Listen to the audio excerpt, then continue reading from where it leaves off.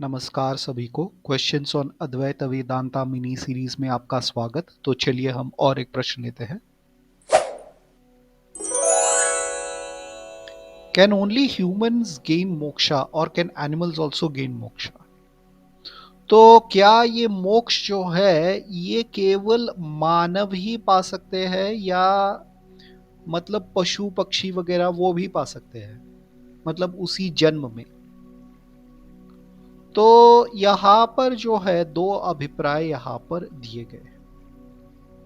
तो मैं पहले जो है सांप्रदाय के अभिप्राय के अनुसार बताता हूँ। सांप्रदाय ये मानता है कि क्योंकि जो मानव जो है, जो मनुष्य जो है, उसमें बुद्धि नाम की चीज काम करती है। ठीक है। तो क्योंकि मानव में जो बुद्धि नाम की चीज काम करती है, मनुष्य में बुद्धि नाम की चीज काम करती है, इसलिए केवल मनुष्य को ही धर्म और मोक्ष के बारे में बताया गया है। और जो बाकी पशु पक्षी आदि जो है, हाँ, मृग वगैरह जो भी है, उनमें जो है बुद्धि काम नहीं करती। तो क्योंकि उनमें बुद्धि जो है वो काम नहीं करती, वो जाके विचार वगैरह नहीं कर सकती, वो धर्म और अधर्म के ऊपर चर्चा मीमांसा नहीं कर सकते। तो इसलिए क्योंकि उनमें बुद्धि नाम की चीज काम नहीं करती, क्योंकि उनमें वासनाएं ही काम करती है, इंस्टिंक्ट्स ही काम करती है, इसलिए यहाँ पर केवल और केवल मोक्ष का अधिकारी, मतलब मोक्ष के लिए जो कॉम्पिटेंट है, वो केवल मानव ही है, कह के शास्त्रों का मानना है, सांप्रदाय का मानना है। ठीक है। तो ये एक अभिप्राय है।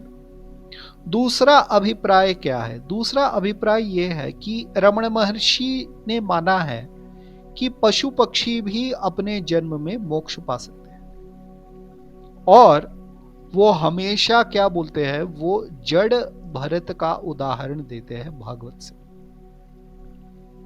और हमें ये भी दिखाया जाता है कि लक्ष्मी नाम की एक गाय है, और लक्ष्मी नाम की गाय जो है उसको भी मोक्ष मिला, कह के हमें जो रमण महर्षि का जो चरित्र है वहां पर दिखाई देता है। ठीक है। तो उनके अनुसार पशु योनि में भी होकर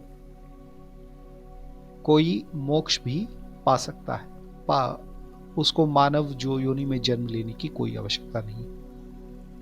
ठीक है। तो ये था प्रश्न का समाधान। और एक प्रश्न से मिलते हैं, तब तक के लिए अलविदा।